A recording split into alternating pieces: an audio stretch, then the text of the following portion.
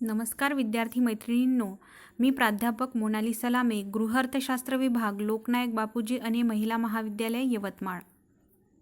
आज आपण BA भाग 2 सेमिस्टर 3 गृहअर्थशास्त्र विषयाच्या अभ्यासक्रमाबाबत माहिती अभ्यासणार आहोत। या पेपरचे नाव अन्न, विज्ञान आणि पोषण असे आहे। सर्वप्रथम आपण तासिका व एकूण गुण याबाबत माहिती जाणून घेऊया। गृहअर्थशास्त्राच्या एकूण लेखी तासिका आठवड्याला 5 असतात। त्यानंतर एकूण प्रात्यक्षिक तासिका 2 असतात। त्यानंतर गृहअर्थशास्त्राचा पेपर हा एकूण 100 गुणाचा आहे। त्यामध्ये लेखी गुण 50, प्रात्यक्षिक गुण 30, अंतर्गत गुण 20 या पद्धतीने मार्कांचं वर्गीकरण करण्यात आलेलं आहे। यानंतर आपण पहिल्या युनिटचा अभ्यास करणार आहोत। पहिल्या युनिटमध्ये अन्न आणि पोषणाची प्रस्तावना आपल्याला इथे अभ्यासायची आहे। त्यानंतर अन्नाची परिभाषा, पोषणाची परिभाषा, पोषक तत्वे, पोषणाचा स्तर, कुपोषण आणि आरोग्याची परिभाषा आपल्याला जाणून घ्यायची आहे। त्यानंतर आरोग्य आणि पोषणाचा संबंध याबाबत अध्ययन करावयाचे आहे। त्यानंतर अन्नाचे कार्य, शारीरिक कार्य, मानसिक कार्य, सामाजिक व सांस्कृतिक कार्य याबाबत आपल्याला इथे अध्ययन करावयाचे आहे। त्यानंतर युनिट दुसरे उष्णता देणारे पोषक तत्वे। यामध्ये पहिला पॉईंट जो आहे 2.1 यामध्ये कर्बोदकांबाबत आपल्याला अध्ययन करावयाचे आहे। यामध्ये कर्बोदकाचे वर्गीकरण, स्त्रोत, कार्य, दैनिक आवश्यकता, कमतरतेचे व आधिक्याचे दुष्परिणाम याबाबत माहिती जाणून घ्यावयाची आहे। त्यानंतर 2.2 मध्ये तृणधान्याचे प्रकार, पोषण मूल्य, जेलिटिनायझेशन आणि अन्नाचा दर्जा वाढविण्याच्या पद्धती याबाबत अध्ययन करायचे आहे। त्यानंतर स्निग्ध हे जे पोषक तत्व आहे त्याबाबतचं स्निग्धाचं वर्गीकरण, उगमस्थान, कार्य, दैनिक आवश्यकता, अभावाचे व आधिक्याचे दुष्परिणाम आपल्याला जाणून घ्यावयाचे आहे। त्याचबरोबर तेल आणि तेलबिया यांचे प्रकार आणि पोषण मूल्य याबाबत माहिती जाणून घ्यावयाची आहे। त्यानंतर युनिट तिसऱ्याचं नाव आहे शरीर निर्माणक पोषक घटक। यामध्ये आपल्याला प्रथिन या पोषक घटकाविषयीची सविस्तर माहिती जाणून घ्यायची आहे। त्यामध्ये प्रथिनाचं वर्गीकरण, प्रथिन प्राप्तीची साधने, कार्य, दैनिक आवश्यकता, कमतरतेचे दुष्परिणाम याबाबत माहिती आपण अभ्यासणार आहोत। त्यानंतर डाळी आणि कडधान्य यांचे प्रकार आणि पोषण मूल्य याबाबत माहिती जाणून घेणार आहोत। त्यानंतर 3.3 मध्ये अंडी, त्याची संरचना व त्याचे पोषण मूल्य याबाबत अध्ययन करणार आहोत। त्यानंतर 3.4 मध्ये मांस, मासे व कोंबडी यांचे प्रकार, पोषण मूल्य आणि त्यांची निवड कशी करायची याबाबत सविस्तर अध्ययन आपण युनिट 3 मध्ये करणार आहोत।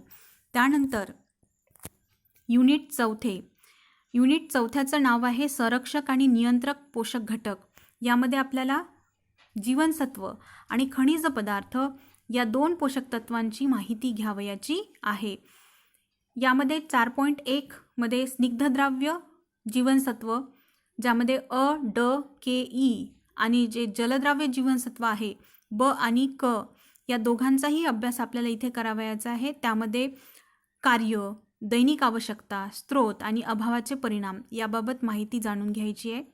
त्यानंतर 4.2 मध्ये खनिज पदार्थ मध्ये कॅल्शियम, फॉस्फरस, सोडियम, क्लोराईड, लोह, आयोडीन, तांबे या सर्वांचं कार्य, प्राप्तीची साधने, दैनिक आवश्यकता आणि अभावाचे दुष्परिणाम याबाबत अध्ययन करावयाचे आहे। त्यानंतर 4.3 मध्ये भाज्या आणि फळे यांचे महत्त्व, प्रकार, पोषण मूल्य आणि त्यांची निवड कशी करायची याबाबत सविस्तर माहिती आपण इथे जाणून घेणार आहोत। त्यानंतर 4.4 मध्ये पाण्याचे कार्य, स्त्रोत, दैनिक आवश्यकता आणि अभाव याबाबत माहिती आपण जाणून घेणार आहोत। त्यानंतर युनिट 5 समतोल आहार। यामध्ये 5.1 यामध्ये आपल्याला अभ्यासायचं आहे समतोल आहाराचा अर्थ आणि त्याचे महत्त्व. त्यानंतर 5.2 समतोल आहारावर परिणाम करणारे घटक कोणकोणते आहे त्याबाबत अध्ययन करायचं आहे. त्यानंतर 5.3 मध्ये आहार आयोजनाची तत्त्वे कोणती आहे, म्हणजेच आहार आयोजन करताना कोणकोणत्या घटकांचा कोणकोणत्या बाबींचा अभ्यास आपल्याला करायचा आहे त्याविषयीची माहिती इथे आपल्याला जाणून घ्यायची आहे. त्यानंतर 5.4 समतोल आहार, यामध्ये आपल्याला विविध अवस्थेतील आहाराविषयीची माहिती जाणून घ्यायची आहे, जसे बाल्यावस्था, किशोरावस्था, गर्भावस्था व दुग्धशोषण काळातील मातेकरिता आहार आयोजन कसे करायचे आहे याबद्दल आपण युनिट 5 मध्ये अभ्यास करणार आहोत. मी आशा करते की तुम्हाला 5ही युनिटमधील अभ्यासक्रम समजलेला असेल. यानंतर अंतर्गत गुणाविषयीची माहिती आपण बघणार आहोत. अंतर्गत गुणाकरिता एकूण 20 गुण देण्यात आलेले आहे. त्यामध्ये आपल्याला 2 प्रकल्प राबवायचे आहे. त्यामध्ये पहिला टॉपिक दिलेला आहे आपल्याला विजिट, भेट. आपल्याला विविध ठिकाणी भेट द्यावयाचे आहे, जसे अन्न उद्योग, गृह उद्योग, मॉल, मार्केट, शॉप यापैकी कुठल्या तरी एका ठिकाणी आपल्याला विजिट द्यायची आहे आणि विजिट दिल्यानंतर त्याचं अहवाल लेखन आपल्याला करावयाचं आहे. किंवा प्रांतीय पदार्थ तयार करून ग्रुप वर्कमध्ये आपल्याला त्याचा स्टॉल लावायचा आहे आणि नंतर त्याचा अहवाल लेखन करायचं आहे. किंवा विषयाशी संबंधित कुठल्या तरी एका पदार्थाचे प्रात्यक्षिक तुम्हाला दिले जाईल. त्या प्रात्यक्षिक कार्यक्रमामध्ये तुम्हाला सहभागी व्हायचं आहे आणि त्याकरिता तुम्हाला 10 गुण राहणार आहेत. तर या 3 पैकी कुठला तरी एक उपक्रम तुम्हाला राबवायचा आहे, ज्याच्यासाठी तुम्हाला 10 गुण देण्यात आलेले आहे. त्यानंतर शेवटचा जो पॉईंट दिलेला आहे तो आहे ग्रुप प्रोजेक्ट. या ग्रुप प्रोजेक्टमध्ये तुम्हाला संशोधन कार्य करायचं आहे. तुम्हाला संशोधनासाठी एक विषय दिला जाईल, त्या विषयावर तुम्हाला संशोधन करायचं आहे आणि त्याच्याशी संबंधित जी माहिती आहे ती माहिती तुम्हाला अहवाल लेखनाच्या स्वरूपात सादर करावयाची आहे, ज्याच्यासाठी तुम्हाला 10 गुण दिले जाणार आहे. तर अशा पद्धतीने तुम्हाला प्रोजेक्ट तयार करायचे आहे, ज्याच्यासाठी गुण आहे 20. यानंतर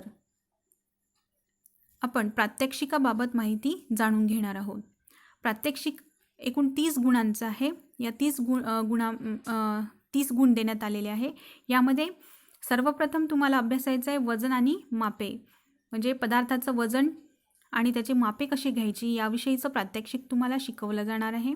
त्यानंतर लोणचे, मसाले, ग्रेव्ही हे जे संरक्षक पदार्थ आहे या संरक्षक पदार्थाचं प्रात्यक्षिक तुम्हाला दिलं जाणार आहे.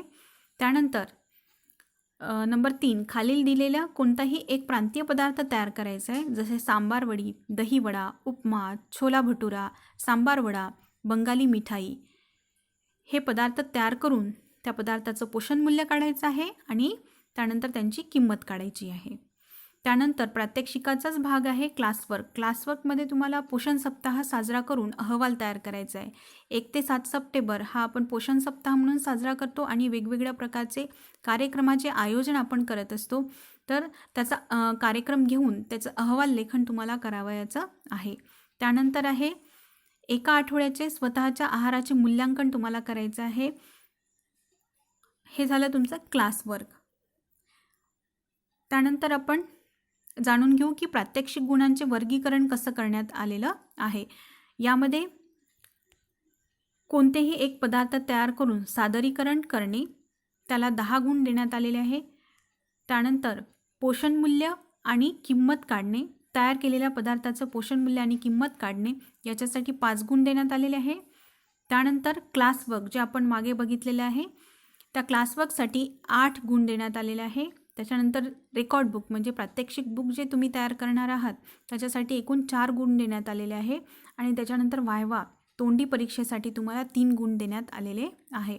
असे एकूण 30 गुणांचं प्रात्यक्षिक तुमचं राहणार आहे. मी आशा करते की तुम्हाला BA भाग 2 सेमिस्टर 3चा अभ्यासक्रम समजलेला असेल. धन्यवाद.